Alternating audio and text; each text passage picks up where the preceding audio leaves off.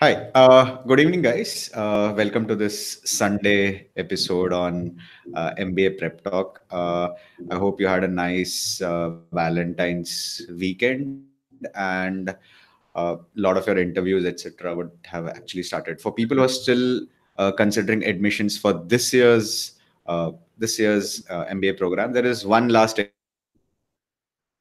exam. There might be other, one last major exam which is left, which is the Maharashtra CET. Now, Maharashtra CET is largely known for the one famous college, which is Jamnalal Bajaj. It has very notable alumni. Some of them have gone on to become CEOs. Even film stars are also, film directors are also there. Mani Ratnam is famously from Jamnalal Bajaj. We have one such famous alumni today, Patrick. Everyone knows Patrick, multiple times CET number one rank. Patrick, before I start off, just a couple of things. I mean, the process looks extremely complicated, right? I mean, there is a huge amount of this.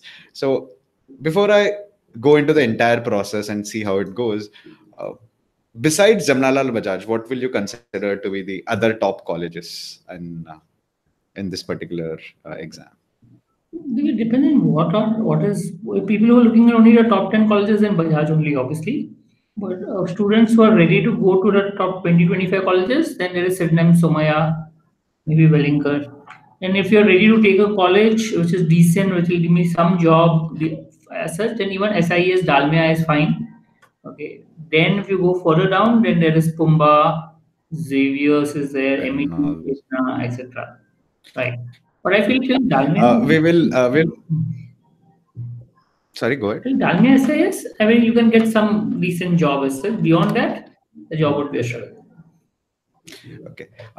We will discuss the entire document, etc., on how the colleges are a little more in detail a little later. Let's get into the basic process of Maharashtra CET. I'll quickly share my screen. I've prepared a small document. We will go through this. So you have the registration process, which is still going on. Tomorrow is the last date. They have extended it. Then there is a hall ticket which will come up on 1st March. MH-CET is on 9th and 10th. You have results on 31st March, and then you have all these document verification, merit list, cap rounds, confirmation, and all those things. So, Patrick, this looks almost like a engineering college admission, right? Yes, I agree with that. It's not very interesting to look at, but I don't think it's okay. Well, people who have gone used to it, I think the process is fine, simpler, and you can go ahead with the process. Okay, so we will go through the first major part, which a lot of people have a problem with, which is on the categories which are there in Maharashtra CET. So you have home university, outside home university, state level, and all India seats. Can you give a rough breakup of what has been the trend in terms of cutoffs, in terms of difference in cutoffs and difference in seats of these particular uh, seats or category of seats? So most of the students normally, at least in Maharashtra, target Bajaj. So in Bajaj, now they don't have the seats for Bombay and outside Bombay. It's now become a common platform for everyone. So it's all, what to say, state level seats, you can say. Okay. Yeah. So and there is unfortunately no seats for all India seats. So it's all state level seats. So the cutoff for if you're a Bombay student or if you're an outside Bombay student will remain the same. It will not change as far as JBIMS goes. So even in Sydenham PG is the same case. So Sydenham has two courses. One is the MMS and PG. Both are to CET. And the Sydenham PG also is same as Bajaj. It has the same thing for the whole state as such. In the MMS course, yes, there is a difference with regards to Maharashtra and outside Maharashtra. Bombay or Mumbai and outside Mumbai seats. Mumbai and also outside Mumbai seats. In that case, the cutoff slightly varies. So normally, what it is seen is for the reserved candidate students, the cutoff for outside Maharashtra is slightly on the higher side. Whereas for open category, maybe it is cutoff for Bombay could be a little higher as compared to outside. That's what is normally seen. But more or less, at least in the top colleges, the variance is not too much, except maybe for reserve candidate students. there are more number of students from outside Mumbai who are there, and therefore a cutoff normally out there is a little higher side as compared to the open category. Uh, my a follow-up question on the very same part is there are so few seats which are available for all India. I mean, wherever there are all India seats available, like JB does not have all India seats anymore, but you have colleges like KJ and Wellinger, which also have their MMS programs as well as a PGDM program.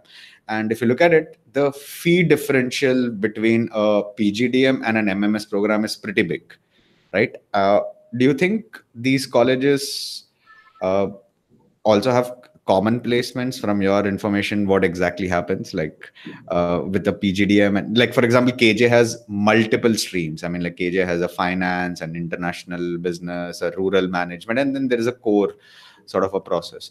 And KJ's PGDM course has recently increased the course fees as well, whereas the MMS, I think it's a university defined fees or a fee structure. So do you think there is a difference in quality of education with respect to the PGDM and the MMS program? And uh, I think it's not too much. I mean, there's not too much of variance, though there are news about being up and down. But considering a college, I think they try to keep it on a uniform platform. Yes, in to some extent, if you're looking at a college perspective, they do try to favor a PG a little bit more purely because the revenue out there is more. It is a college, definitely, etc. So automatically the favoritism is little towards PG, but in the end of the day, the placements are normally supposed to be common, and since the placements are common, I think it should not matter so much. I mean, they will have the same facilities.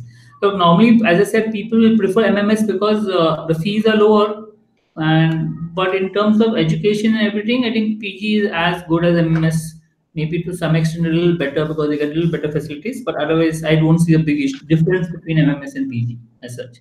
If you go to lower rung colleges out there, maybe MMS could be preferred because when companies come, they prefer MMS and lower rung colleges. And if you go beyond Dalmia and MET, then SIS or something like that. Yeah. SIS still, I think it's fine. SIS till Dalmia also, MMS and PG are almost on similar platform. I don't see a difference in that. If you go beyond that, it is possible that MMS could be preferred over PG. Uh, I mean, I know this is not under our control and it's just a pure discussion. I think when you were studying, there were all India candidates. Don't you think like it's a short-sighted move for I people agree with that. when you have only No, I Mumbai don't. students? I agree with that. So, but as I said, it's not in my control if I don't want to comment. But yes, I feel it is. It would have been preferable that you have some all India seats, which was there before, and that should have been there. But let me not comment on it because, as I said, it's not under our control. Yeah, it's not under control. I mean, we're just speculating. I mean, like that is all we have that we can say. Uh, a lot of these, especially the Mumbai colleges, also do have uh, they share a locational advantage. I mean, Mumbai is one of the. I mean, Mumbai is the financial capital of India. I mean, about 35 to 40% of tax revenues come up here. You have almost every company. Has at least one office, if not the headquarters over there. I mean, I'm not saying everyone has an headquarters. So, what is the scene in? I mean, what is from your experience in other colleges, like for example, Pune University MBA or colleges which are outside of Mumbai? What do you think? Uh, is there like awareness among students outside who are taking Maharashtra CET about colleges which are availability? Do you see any all India candidates over there? Look, to be very frank, there are a lot of colleges in Pune, etc., which are there. But unfortunately, most of the colleges don't have any good placements. At least the colleges that admit to CET. Pumba is fine. I mean, I don't say issue with Pumba. Pune University MBA. I think it is a very old college and they have the alumni base, so that is okay. So Pumba can be considered as such for admission, maybe on par with SIES, Dalmia type of thing. But beyond Pumba, the other colleges that come under CET outside Bombay, I think you'll have to first do a proper research on placement before you join. They sound good, the names are good, traditionally has been good, but yes, the placements are a little issue as far as colleges are concerned, specifically in Pune and outside. Because you imagine 100 colleges and every college has a lot of seats. So placements are a concern outside Bombay. Bombay, as you said, is a financial hub, so somehow placements do happen to some extent for some of the colleges. But yes, because so many colleges are there, unless you really want to do an MBA, I think people should stick to some top colleges as such, as far as possible. And if you were to look at like if you were to look at like the student composition, I mean, besides JB, which now is only Mumbai University, where are the students from? I mean, like in these colleges, I mean, like, are they, I mean, do these All India seats filled with Maharashtra-based candidates only, or do you think these students come by I mean, other I think they do come from outside Maharashtra as such. So there will be a few Maharashtra students in the all India category, but most of the students will be outside Maharashtra. There are a lot of people from other states, etc., who do write CMAT, etc. They do get good percentile. So I'm sure they will be able to get colleges in Maharashtra. Because if I'm Maharashtra students, most of the top students would be able to get seats to CET, a good college. So all India seats, people who perform really well, uh, would be people from outside Maharashtra who should be able to get into Sidnam, Somaya, Velinka, etc. I mean, for example, the Sidnam cutoff would be very high. So if you have scored, 99 point, yeah, something. yeah, Yeah. so if you have scored that much, then you must have got it through Bajaj itself through CET marks. Then automatically, if you have already got to Bajaj, then the all India seats will be obviously from outside the Bombay or outside the Maharashtra candidate. And there is no GDPI also, right? After that, in the second round, which is there, there used to be, I remember like about 5-6 years ago, there used to be a common sort of a GD where everyone used to be called for a GD. That has Yeah. been discontinued, right? That has been discontinued. Some years back, yes, there used to be a GDPI during our time, whatever it is there, but right now it is completely discontinued. There's no GDPI. It's all purely based on written test, your scores on written test, and based on that you get your admission process.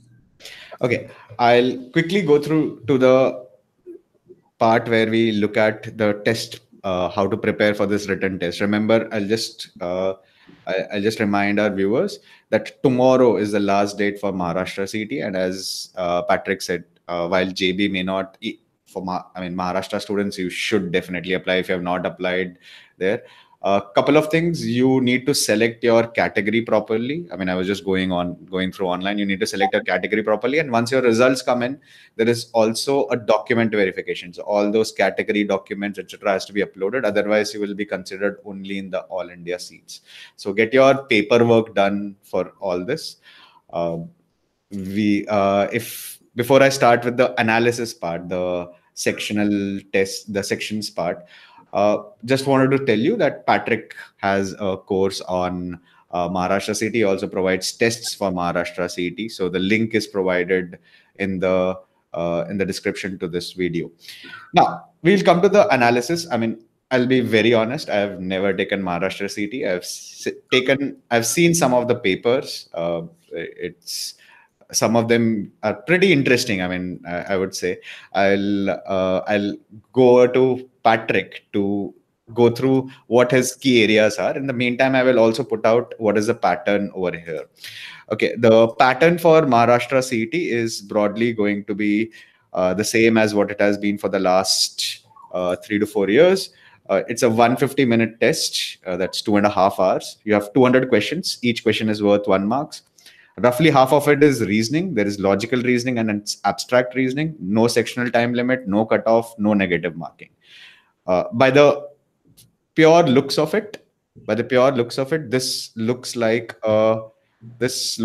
entirely a speed test. Am I right in saying it's purely a speed test? Yeah, it is definitely a speed test. I mean, unlike CAT, which I say is the logical test, it's a complete speed test. So it is how fast you go that matters. So I mean, there are very rarely, if any, there are people who can solve all the questions. I mean, one-off case maybe if it's there. So as far as I know, for all practical purposes, almost all the students who write the examination are the ones who are not able to complete the paper. So if you're not able to complete the paper, means the people who are able to solve all the question or more number of questions obviously benefit as such. So yes, apart from that, I mean, you also need to be fast and you also need to be accurate in sense. I mean, you can't be less accurate and still be fast. So I can't solve 200 questions and be 50% accuracy and get 100 marks. If I want to really get to a top college, I need to have a much higher accuracy. So even if I solve 200 question, I need to have a minimum of 65-70% accuracy to get into a good college. And automatically, so it is a game of speed with a reasonable amount of accuracy. So in that case, when you're looking at the paper as such while solving, it is preferred that you try to look at those questions where you take lesser time than maybe those questions where maybe you will get it right, but you take a longer time. So time becomes more important to some extent while trying to plan your strategy and how to solve the paper. So you need to look at time aspect. Okay, let's quickly go through what exactly comes up in this. So we'll start with the English part because that's usually the thing which people skip very quickly. There is English, which has VA, and it also has RC in it. So a rough idea of what has been the trend in terms of VA questions and RC questions? Of if you look at it, okay, the RC has been more or less constant to 15 marks out of 50 marks, so 1 5. So 15 marks is RC. So remaining 35 marks will be VA. Now VA has been varying a lot in the recent past. I mean, in the past there used to be consistency in VA, but of late there have been comparatively new questions. Every year you will see 10 odd new questions which are coming up. So can you give us a example of what a new question would look like? So one was probable starters. So what is the probable starters for the sentence given to you, or something on that? How can you form a sentence, combine two sentences out here? So very different and weird. It's not a question of questions itself. It looks at the options also. So they don't have option like A, B, C, D, E. So they will give you three options and they'll say, okay, one or two, one or three, two or three. So you have to actually figure out that there's no one single answer, but there will be more than one answer. So if there's one single answer, you could mark and move forward, but here it becomes a little bit more complicated. So that because it takes more time to guess and go about it. So verbal has been in the past was comparatively you could have done much faster, but of late you need to be a little bit careful while picking up the verbal questions. If you feel the verbal questions are going to take a longer time, then I would rather say skip it. But if you feel that you can do verbal questions fast, then do it and move ahead. So normally, traditionally, it's preferred to do verbal questions because it normally takes much lesser time than a logic and a quant question. But of late, there have been few type of questions which takes slightly extra time. So if you feel there are such questions, you could maybe skip and write more. What should be the, I mean, should people even look at the RCs? Do RC tends to be longer or fact-based RCs? Yeah, it's not very difficult in the CT paper. Like unlike CAT, it is comparatively simple. So I don't see a problem in solving the RC. But yes, there are people who are weak in RC, and if your accuracy in RC is really poor and you spend a lot of time in RC, then maybe I might as well skip it. Let's be very clear with that. But yes, it's compared to the CAT examination, RC is comparatively much easier and fact-based, completely fact-based RC. More or less fact. Maybe one of question here and there, but more or less fact-based. Also in the RC, they do have questions on synonym antonyms. So out of 15 questions, around 2-3 questions could be purely synonym antonym. So even if you don't solve the entire RC, you could always pick up the synonym antonym question and solve those questions and leave the other questions. That is possible. Just one question. I mean, is the RC like what comes up in the bank PO paper, which is like you have a set of like bank PO usually has like 8 or 10 questions as a set, right? I mean, is it like that? That's sort of. So you have two passages. One will be of around 7 to 8 questions, and second will be of similar size. Total 15 questions. So that's how it comes to approach. So last year there was a little different where they had given 3 paragraphs or 3 things, and then their questions based on first paragraph, second paragraph, etc. Oh, they even mentioned the paragraph. Yeah. So in summary questions, so it was a little, a little lengthier, but yeah, a little different. Okay. About the other parts of VARC, so you'll have sentence correction, you'll have fill in the blanks, the close test, which comes up there. Is there para jumbles as well? There are para jumbles as well. So I feel that at least the fill the blanks and the VA part, which does not take time, like sentence correction, should be done fast. Just see and mark and move forward. Don't try to waste too much time on it. And they should be solved because they normally don't take too much time. Parajumbles, you can take a call based on how it goes. So if you feel you're okay with parajumbles, you can solve, because sometimes parajumbles can take a little extra time. So depending on how the parajumbles are, you can take a call. But other questions of VA, I think you should solve. The fill in the blank, the closed passages, etc. should be solved fast. And when it comes to sentence correction or sentence errors, is there like just one error or there can be multiple errors, those type of questions? It depends on year. So some years there have been cases where there are multiple errors. Some years there have been cases with a single error. So let me take a call, take a show how you are comfortable. Uh, I I mean, Patrick teaches maths and logical reasoning. I teach mostly maths and logical reasoning, but I can be. I mean, when I used to teach bank students, I used to tell them like everyone does bank and logical reasoning, but if you can crack the VA part of VARC, there is nothing like the mileage that you can get in terms of question solved per second or per minute. That is nothing like that. Patrick, do you agree with that? I mean, like you see the question, you know the answer, or you don't know the answer, you just get on with that. Right. The best metric to look at is the marks per minute concept, as I said. So wherever you get more marks per minute, the better it is. So even if you feel in a verbal section you can get more marks per minute, please go about solving it. So there are two factors out here. One is marks and one is the time factor. Yeah. So one of the advantages, a lot of questions where you can take lesser time and therefore the marks per minute can shoot up. Yeah. And therefore maybe verbal is slightly more preferred over the other sections as far as solving is concerned. No, at least, I mean, like if you have a very good verbal, at least that part is sorted. I mean, like then you really get an advantage, which is, I mean, in terms of time taken, it's a huge advantage. I'm not saying that maths and LR should be neglected or should be there, but if you are good in verbal, this is one test which you should definitely, crack and go ahead with the verbal part as such. Before I move to the next section, roughly what should be the time allocation for the verbal? I mean, you have 50 questions out of 200 and you have about 2.5 hours overall. So what should be a rough idea? Around half an hour is a good, decent time limit for the verbal section to solve the 50 questions. So again, it could vary, maybe lesser time if you feel it is a weak area and you just want to move fast on it. But if you think if it's a decent area of yours, half an hour is a decent time to spend on verbal. Roughly half an hour as such on verbal. Okay, the next section that we'll look at would be maths. Maths is again 50 questions out of 200, another 1/4 of the paper. All over the place, or are there like special parts which people look at? I mean, algebra, arithmetic, any special areas which people should concentrate on? No, I think it comes all over the place, almost 1-2 questions per topic as such. So there is no specific area where you can focus on as far as maths is concerned. It makes sense to go through. You don't know which year what will come more weightage or less weightage on that aspect. But yeah, the basic of topics which people are comfortable with, they should be comfortable, like averages and percentages and profit and loss. People should be comfortable with that. So get that comfort level there, time, free distance, and work time and work. The modern maths and the high level mathematics, maybe you need not focus so much on it. So the problem with mathematics is again the metrics of marks per minute. Even if you're very strong in mathematics, in terms of marks per minute, it is slightly haywire because what happens is the time taken per question in maths is slightly higher, and because of that, the marks per minute could suffer to some extent, even if your accuracy is good. And I mean, it's not like CAT where you can take your sweet time to crack maths. I mean, like there is quite a bit of need for speed, so to speak, in maths as such. So you talked about arithmetic. In geometry, what should people concentrate on? Maths, geometry.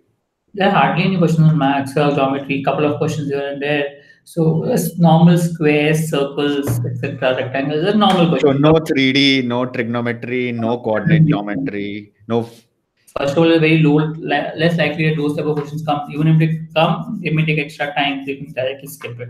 So yeah, it's just the basic geometry should do. As I said, look, also geometry is one area where people who are weak in geometry should avoid. Geometry, no, mathematics is the overall area. Because what happens in maths, there's too much to study. I mean, the syllabus is vast compared to all the other areas. The syllabus is too vast, and for people who are weak in mathematics, they're anyway going to leave mathematics. So, as I said, very few people solve all the questions. Hardly anyone solves all the questions. So people who are normally not really aiming for Bajaj, etc., may end up solving. Even a good attempt would be around 140, 150. Okay, so that means they're bound to leave 50 questions. And mathematics in the exam hardly comes to around 20 questions.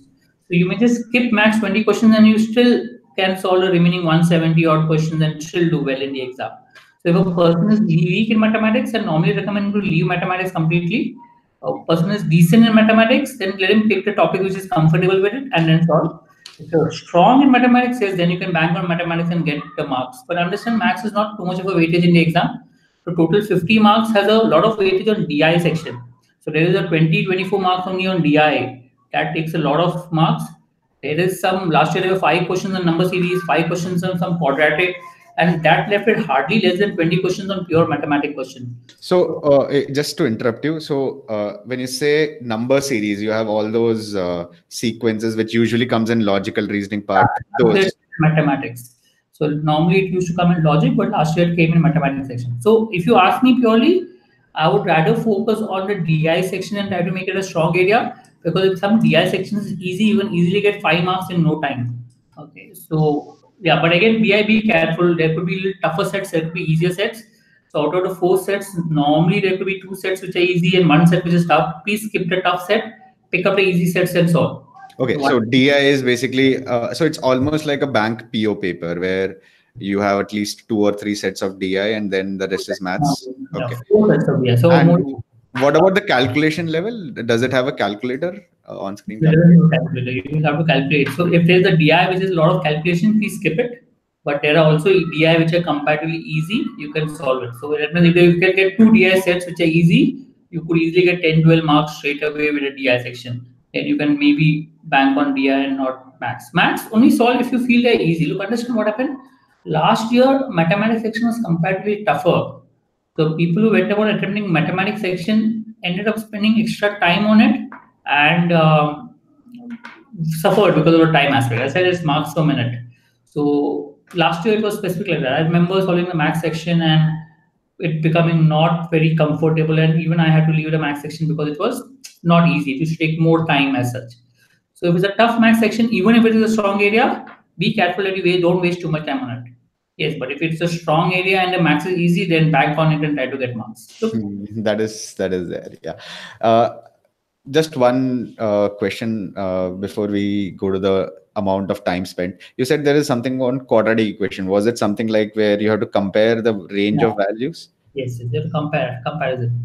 Okay, so yeah, I think that's a very common bank PO question. So if you are looking at that, so what will you consider to be your what will you consider to be an ideal time for this? Another 30-35 minutes, 40 minutes? Maths will vary. Now, if it is my strong area, I would maybe spend around 40-45 minutes and get as many marks as possible.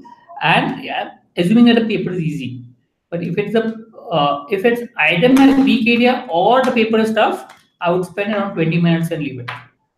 Then I'll spend the time on other sections. So the maths section would basically depend upon whether it's strength or weakness or whether it's an easy or tough paper. If it's a tough paper, I'll spend less time. And if it's a weak section of mine, again, I'll spend less time. But if it's a strong section and the paper is not very difficult, then maybe I can spend 40 minutes. Okay. For most of the people, I'll say 20 minutes. For the rest of the people, 40. Okay, the last 2 sections are logical reasoning and abstract reasoning. So there are 75 marks or 75 questions in logical reasoning and 25 questions in abstract reasoning. Now, abstract reasoning, to what I could see from some of the online parts, was that it is very similar to visual reasoning. So you'll have 4-5 figures which are given and you have to fix the next one in line, or you have a missing figure in line and there is an odd man out. There is one set of figures which is not going to be which is not going to fit in with that particular one. Just correct me if this is the sort of pattern which is. Yeah, so most of the questions are series based. There are a few analogy based. So out of 25, maybe around 15 questions, maybe to 20 questions will be series, where they follow series. 5 to 10 questions will be analogy based. That's how it normally has been the pattern. What do you consider should be a good attempt? Because I know this sometimes becomes an ego issue, especially when you have these visual reasoning questions. If you have practiced 50 questions, the 51st question is going to be slightly different, because I can make any sort of pattern. So my usual advice used to be, in a minute or half a minute or 45 seconds time, if you cannot make head or tail of it, just drop it. Go to the next. If you get it good. So what has happened is there used to be a time where visuals were quite tough. So in that case, you would need to be careful of visuals. In the last few years, the visual section has been easier. The abstract reasoning has been easier. So in that case, you can always solve all 25 questions maybe in around 25 minutes and still get 20 marks. So that's how it can be. So yeah, So 1 minute per question. yeah, Roughly. 1 minute promotion that roughly. Yeah. So if you, yeah, but if the visuals section is tough, or if you get stuck in any question in between, it makes sense to leave it as fast as possible. Just mark something and leave it. Don't try to go about it. Yeah, we also looking at the options and trying to mark those which is right, wrong. There are a lot of strategies based on that. I don't recommend those strategies. But if nothing works, maybe you can always look at the options, see which you feel is most likely, and just mark and move forward. But yes, ideally, if what has been a recent pattern, if the paper has been easy, it makes sense to spend 25 minutes on it and try to get 20, at least 20 marks on that visual reasoning, or maybe even lesser time if you can go fast.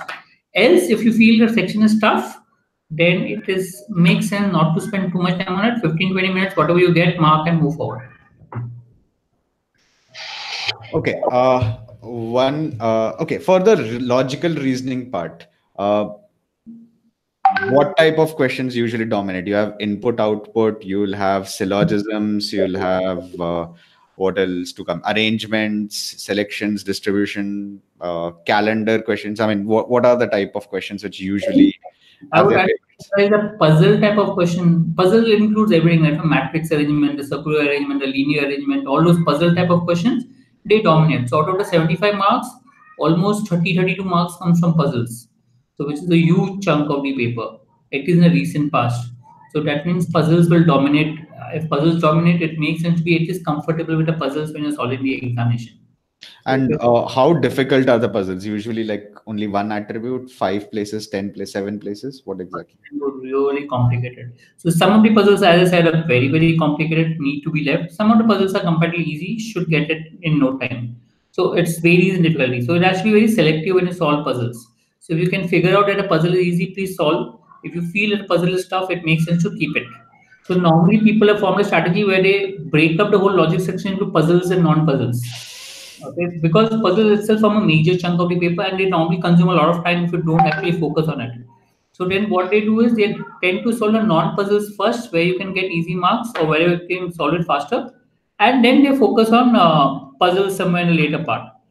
Because makes more sense, because if you focus separately on puzzles, then you can at least look at which to pick up and which to not to pick up.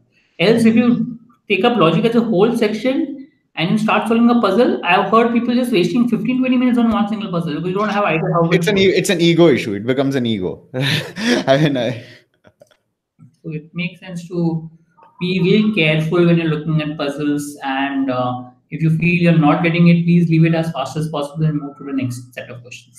okay. So we have about half an hour for English, VA, 25 to 30 minutes for English, another 40 minutes for maths, 25 to 30 minutes for the the analytic abstract reasoning, and the final one is whatever is left over, which is roughly about an hour for this particular section. Now, is there like a buffer, like in old CAT papers people used to tell, like keep a buffer of 15 minutes where in the very end you can go to the list? Would you suggest something like that?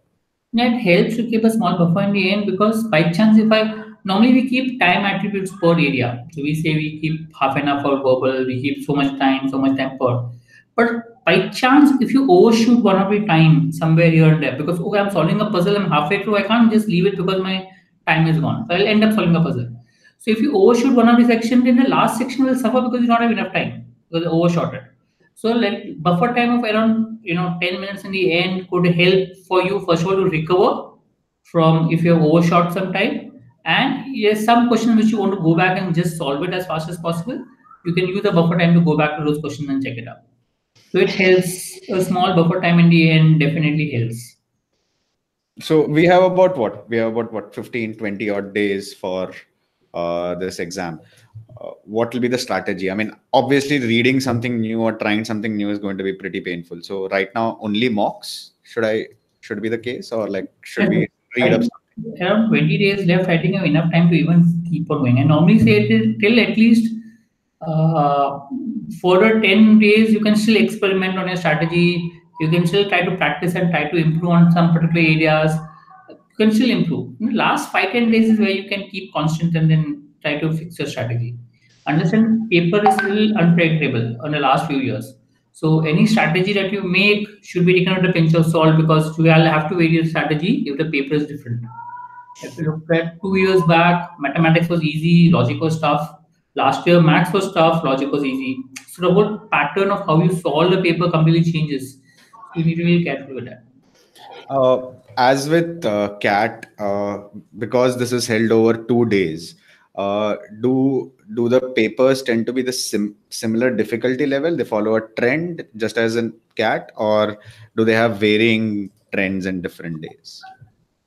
It will follow more or less a similar pattern in all the 4 days. So normally all the four slots. So if the first slot has similar paper pattern, the remaining three slots should also have a similar paper pattern. So people who are there in the remaining second, third, fourth slot can normally talk to the people in the first slot so that they understand at least how the paper is. I mean, may not help them to know the questions because the question will not repeat, But at but least if a new pattern has come up. the writers will know that, oh, this section is tough and this section is easy. Because if the first slot of maths is tough, there's a chance that the second, third slot of the maths will be tough. So you can accordingly plan your paper and then go for the examination. So if you don't come across from the first slot, so it makes sense to, try to talk to students who are from the first slot, get an idea of the paper, and go for the exam with a pre-planned strategy. But yes, again, be careful. Yeah, and one question which is very similar to what NMAT does. Does the questions repeat? No, the question don't do. The four slots they normally have different. I think since the time IBPS has taken over, which they took few that, I think the quality of paper has at least gone up, and in terms of the questions, etc. And they don't repeat. The questions normally don't repeat. The ideas may repeat, yes, Yeah, but the of course, questions that repeat. is there. Yeah, So but if you have a new idea that has come up, you can pick up the idea and look at it. But technically and ideally, the questions, well, you can ask people the questions. More or less, there could be similar type of questions could help, but exact replica may not be there. okay, this is one question which has come up. I mean, from I also had included it from the usual exams which you have. You have CADs at IFT, CMAT, etc. Which is the closest replica? I mean, closest which comes to Maharashtra CET. I understand all the exam has been a little feared. Maybe you can look at NMAT and SNAP as a Snap as a closest benchmark. yeah. Okay, there is one person which is asking for your prediction. Do you think the paper is going to be based on CET 17 or CET 18? I don't predict the paper.